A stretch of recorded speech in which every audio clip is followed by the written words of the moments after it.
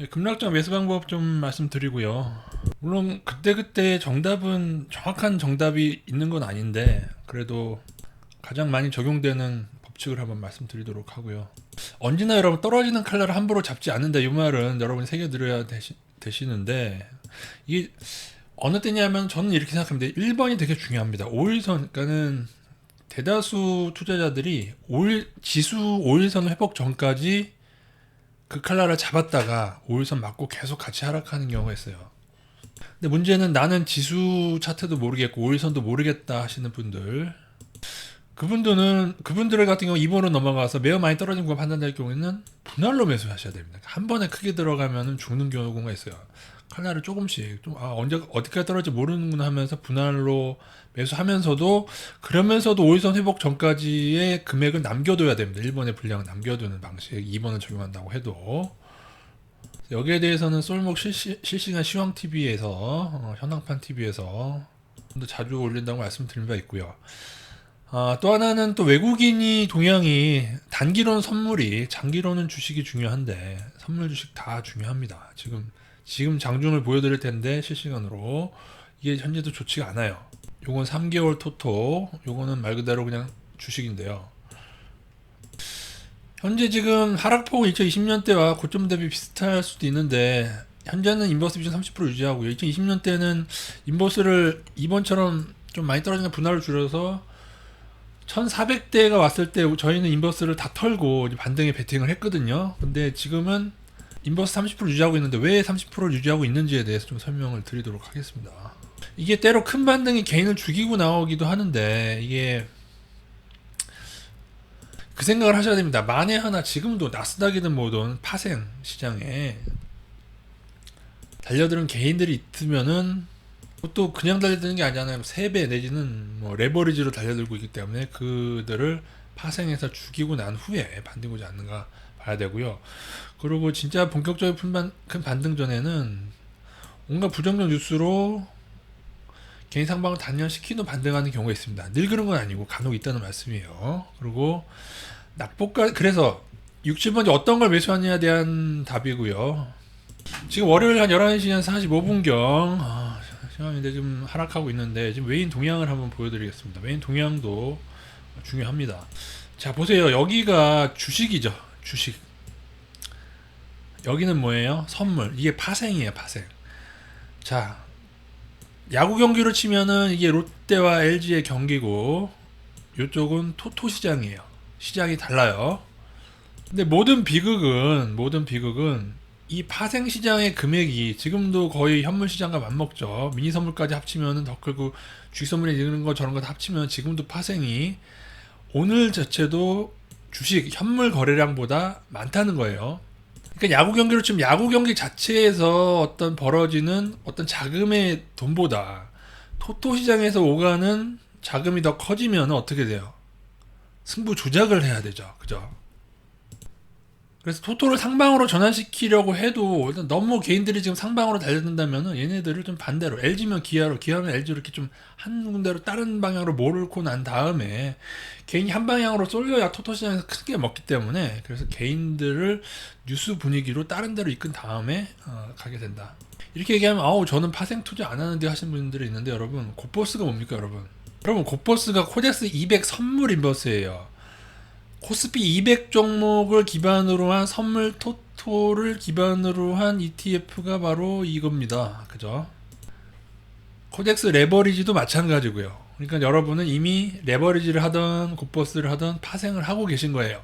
이건 일반 주식시장과 따로 벌어지는 토토 시장이라는 이야기죠. 그래서 지금 판단상에 또 중요한 게 2008년경에 급락이 가까워질수록 갑자기 이 주식을 거하게 던지는 경우가 있기 때문에 선물의 단기로 중요하지만은 만약에 주식 자체가 너무 급격하게, 예를 들어서 여러분 당장, 그러니까 이건 가정이 이렇게 된다는 게 절대 아니고요. 만약에 한 달 후에 지수가 만약에 크게 떨어지기로, 나스닥이 크게 떨어지기로 되어 있다고 칩시다. 그럼 어떻게 하겠어요? 그 한 달간 선물이든 현물이든 상관없이 다 빠져나가려고 할 거 아니에요. 그걸 아는 월가가 있다면 뭐 그런 개념입니다. 이해가 되시려나요? 모두가 다 고려 사항이다. 근데 단기로는 이거보다는 이거에 3개월 단위인 선물의 영향을 더 많이 받는다. 어떤 종목을 매수해 갈까요? 조금씩 매수를 하더라도 그죠? 그것은 낙폭 과대 위주, 많이 떨어진 놈이 많이 크게 반등합니다. 그러나 혹은 폭락장에서 버틴 애들 중에 주포가 있는 경우 버티는 경우가 있어요. 그 주포가 나중에 더 크게 올릴 경우에는 하는데 7대3입니다. 얘가 더 확률이 높아요. 7대3 정도로 양극단의 애들을 매수해 나가는 게 유리하다. 그리고 외국인이 이 와중에도 이 계속 파는 중에도 종목별로 주워 담는 애들이 있으면 같이 주워 담으면은 외국인이 이유가 있는 경우가 있거든요. 단 검은 머리 외국인만 조심하시고 한국인이 외국제 쓰는 것만 조심하시고 진짜 외국인이면은 그들이 분석을 통해서 주워 담는 이유가 있다. 요것도 잘 보시면 되고요. 자, 저는 언젠가는 2020년 하락 후에 큰 V자 상승에 대해서도 이것도 이제 배신을 때릴 것 같아요. 나스닥이 늘 오르던 거 배신 때렸죠, 이번에. 근데 이게 급락한 후에 다시 쫙 오를 거냐? 다시 뭐 많은 분들이 그렇게 기대하지만은 그게 잠깐의 반등에 그치고 더 크게 하락하는 일들이 발생해서 결국엔 배신을 때린다. 말씀드렸듯이 이제 테슬라 경고했지만 테슬라로 100%, 300%를 벌었다고 해도 고점에서 절반 떨어졌을 때 600불에서 계속 더 큰 금액을 한 번에 들어간 사람들은 결국에 테슬라가 200불 아래로 갈 때 망하게 된다. 번 거 다 토해낸다. 그래서 어둡지 않은 구간에서 물타기 하다가 다 날리는 게 이게 패턴입니다. 개인들의 패턴이라는 거죠. 그래서 개인들을 죽이기 위해 만약에 지금도 레버리지나 TQQQ로 달려드는 개인이 나스닥과 우리나라에 많을 경우에는 상황 따라서 이 샷이 나올 수 있습니다. 이렇게 크게 하락시키는 이렇게 하락시키는 게 부담이 된다. 그럼 어떤 걸 쓰냐면은 이 하락보다는 조금 작게 하락했다가 반등했다가 하락했다가 여러 번 다시 하락할 듯 하게 하면서 두 바닥 내 3바닥 하면서 이렇게 반등하는 경우 이렇게 하면서 뉴스를 또 CNN이나 우리나라 9시 뉴스에 안 좋은 뉴스만 또 골드만삭스가 또 쫙 내보내고 뭐 위기가 올 것처럼 쫙 그렇게 해서 한 다음에 반등시키는 그걸 생각을 하시면 되겠습니다. 지금 현재는 나스닥은 약간 대공황 모델에 비슷하게 이렇게 된 게 대공황도 이렇게 됐는데 대공황도 여기서 조금 더 이런 식으로 가다가 이렇게 반등하고 이렇게 저물어 갔죠. 그죠? 이것도 하나의 패턴일 뿐이고 여러 가지 패턴이 여기서 이렇게 두 번 이렇게 하다가 가는 경우도 있고 이게 여기까지 오다가 이렇게 가는 게 여러 가지가 있습니다. 또 하나는 나스닥이 1600선 정도로 깨지게 되면은 제가 정한 요 장기 추세를 깨게 됩니다.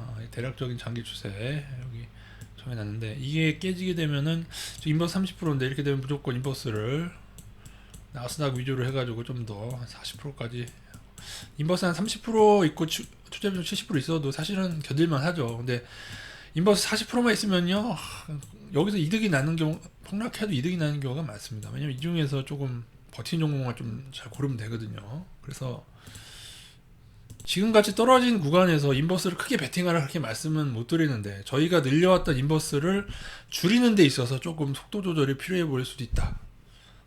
단 그러나 아직 이것만으로 선물도 만기가 지났기 때문에 줄었어요. 누적 매도가 지금 1조 원대잖아요.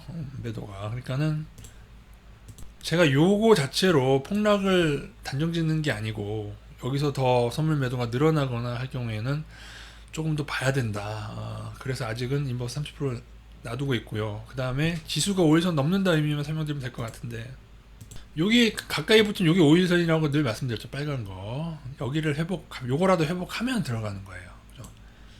반등하더라도 넘지 못하면 지금처럼 5일선 맞고 계속 떨어지는 경우 그리고 사실 본격 반등은 나중에 21선이 이렇게 내려오게 되면은 여기서 말씀드리는데 여기서 갔다가 올랐다가 갔다가 이렇게 진행되면은 여기서 21선 타고 내려오죠. 그러면 이쯤에서 21선까지 뚫게 되거든요. 21선까지 뚫어야 진짜 반등은 크게 나오는 경우가 많습니다.